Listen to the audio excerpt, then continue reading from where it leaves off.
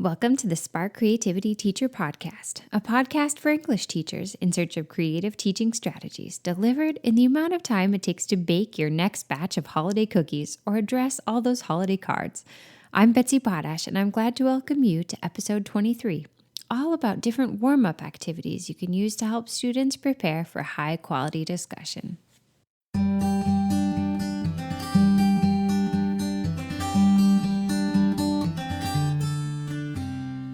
So, what do I mean by warm-up activities? After all, this isn't lacrosse.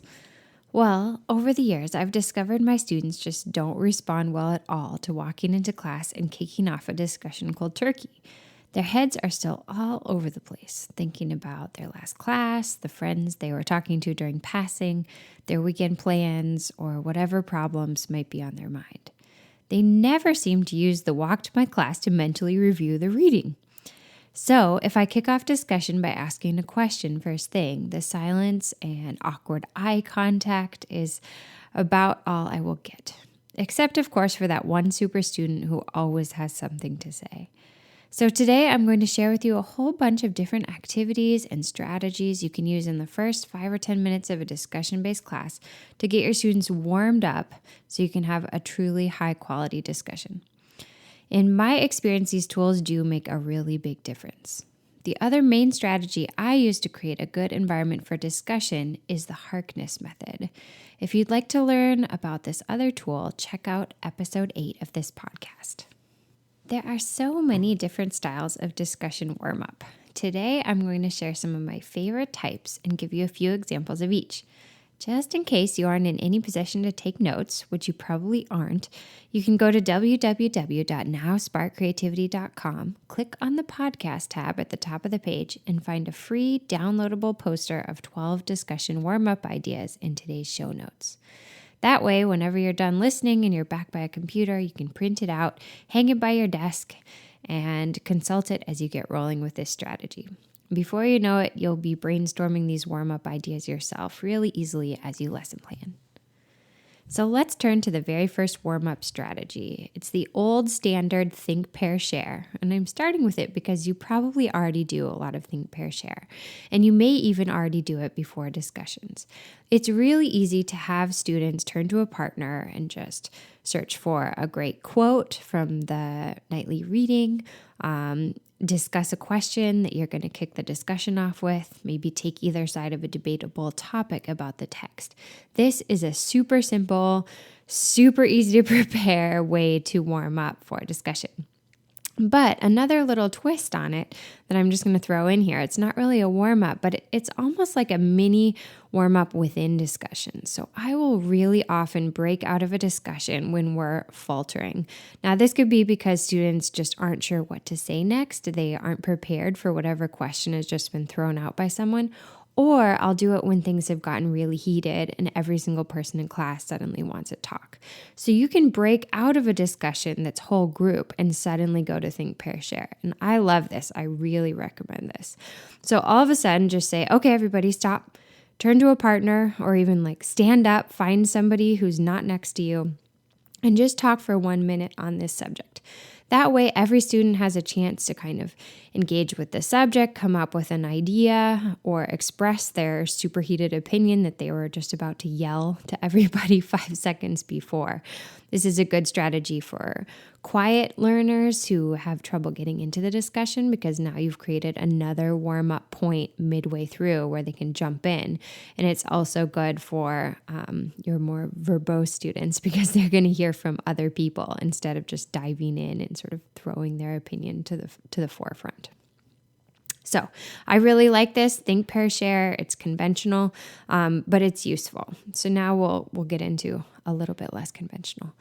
The second strategy that I use, I call a silent discussion. And what I really like about it is that it gives quieter students, and especially students who may take longer to process their thinking in English, a voice. So in virtually every class I've ever taught, I've had a significant component of students who are speaking English as an English learner. And you may be in the same situation. So when I talk to these students one-on-one about their discussion, not only are they often coming from countries where the education system doesn't value discussion in the same way, so they've never been asked to speak out so much in class, but also it just takes longer for them to decide how to put the words together to say what they want to say. And I have experienced this when I studied abroad and when I lived abroad. It takes a little longer to put your thoughts out in your second or third or fourth language. And so I love the silent discussion warm-up because it lets these students really formulate their thoughts and have an important voice in this warm-up for discussion. So there's a few different ways to do this. You can put chart paper up on the walls with different questions and then give the students 5 or 10 minutes to walk around with a pen or pencil, leaving their responses, reading other people's responses, responding to other people's responses. You can also have every student take out a blank page, write a question at the top, and then say pass, and have them pass their notebooks to the right. And then the next person responds to their question for 30 seconds or a minute, and you say pass again. Then the next person reads the question, reads the first response, writes their response. Pass again. You can do it as many times as you want. I usually just do it 3 or 4 times.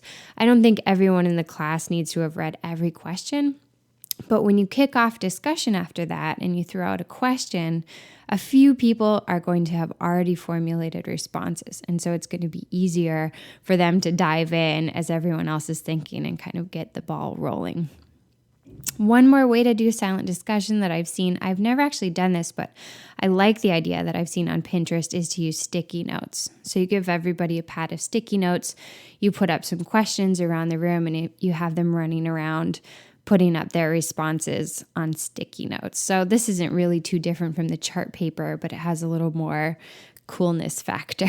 So if your students think it's fun to have lots of colors, give them some multicolored sticky notes.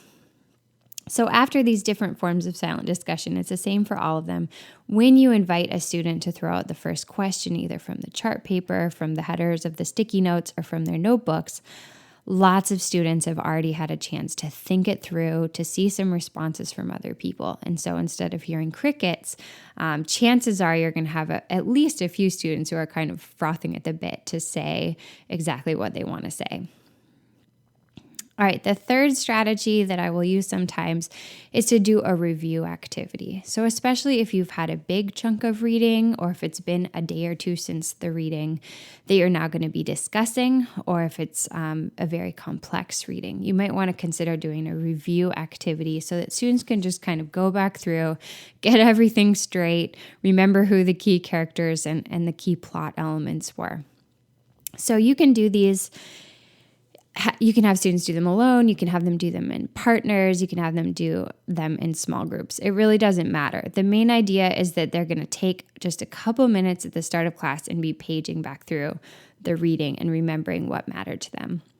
So there are a few fun ideas I have for you. You can have them maybe with a partner write 1-line summaries. So that sounds really easy, but it's actually pretty hard.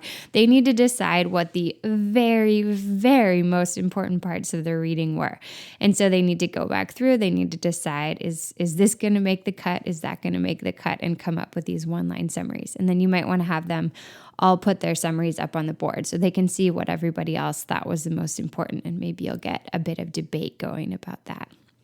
On a similar line, you can have small groups do a 60-second acted version. So invite them to create their own little tiny reader's theater scene. They're going to sum up all of the reading in just 60 seconds. They're going to write a short little script and practice acting it out. It doesn't have to be the least bit formal. It should be kind of fun. It's just a way to get them reviewing the reading and getting ready for discussion. You can have them create a timeline just on paper of the critical events. You can have them create a graphic novel version of the plot with the key characters and dialogue represented. You could have them in partners write the script for a quick NPR type interview with the main character about what's been going on and how they feel about it.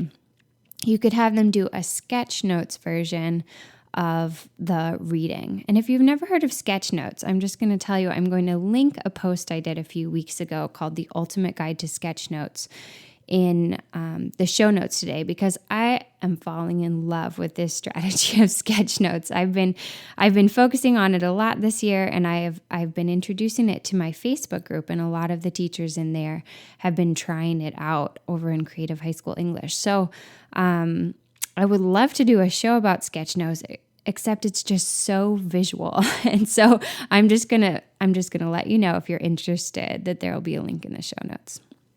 So all these different review activities just get your students thinking and remembering. And then when you throw out that first question, all that's been going on is at the front of their minds. And I think that's really helpful in certain situations.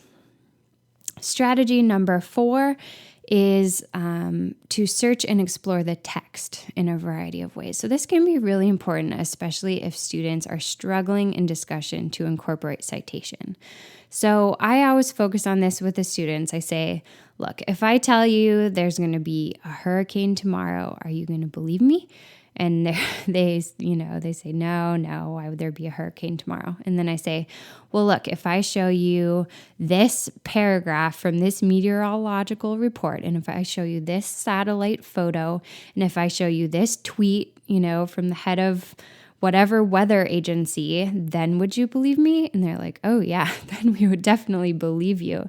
And that's just kind of how I kick off the idea that during discussion, if they make a point and they don't back it up at all, there's no reason for anybody to believe them. And so throughout the year, I'm always kind of going back to this and harping on it a little bit, or I kind of empower them through the Harkness Discussion Observer to harp on this a little bit, that they really need to be trying to cite the text pretty often. And so if your students are struggling with this, then this strategy is useful because it incorporates a lot of specific searching in the text. And that way, when the discussion starts, they've got all this text at their fingertips, and it's easier for them to cite to back up their points.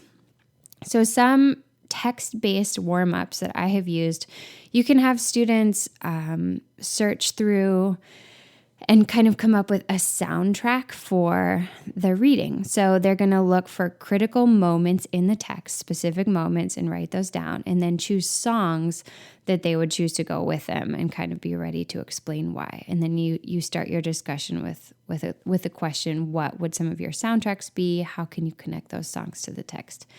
Another one that I think would be fun would be to have them search for the most important paragraph or the most important quote on a certain theme in the text. And they and a partner, or they in a group, or they alone will be searching for these and will be getting ready to debate. So if they're going to say such and such is the most important paragraph because this critical thing happened with this character, they better be ready to throw down with the person who said, oh no, this is the most important paragraph because this theme is really explored here and it's the most important theme in the entire novel, or whatever, right? But try to amp up a little bit the fact that they need to choose and defend and be ready when the discussion starts to back up their point.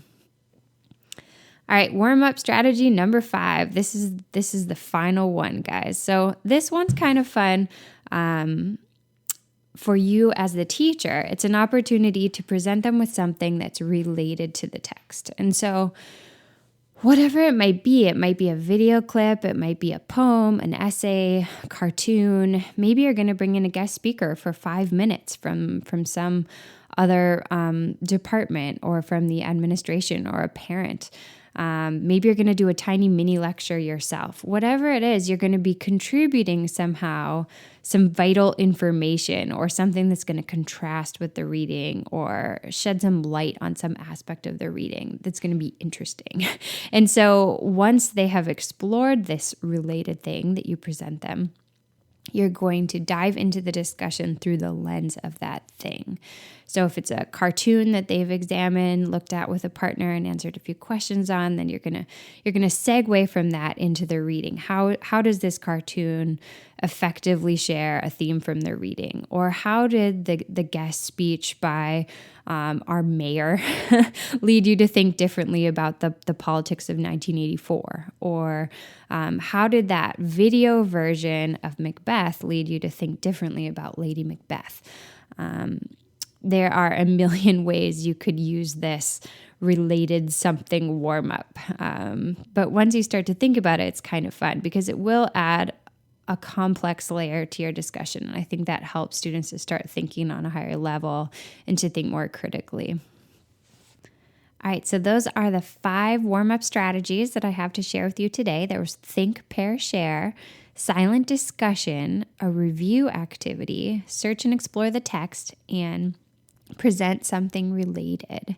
So I think all of those can be really helpful in different contexts for getting your students prepared and ready to truly engage in discussion. Thanks for tuning in. If you'd like to check out the show notes for an outline of all these strategies and a downloadable poster of discussion warm-up ideas you can hang by your desk, just head to www.nowsparkcreativity.com and click on the podcast tab at the top of the page. Also, if you've been enjoying the show, I'd love for you to leave a review over on iTunes. The reviews help new teachers to discover the show, and they really mean a lot to me too.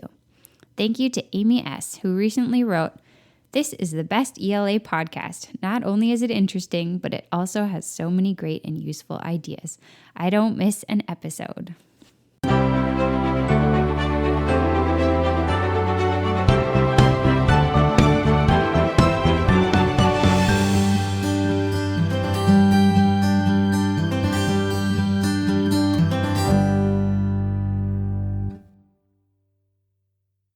The Spark Creativity Teacher Podcast is a proud member of the Education Podcast Network.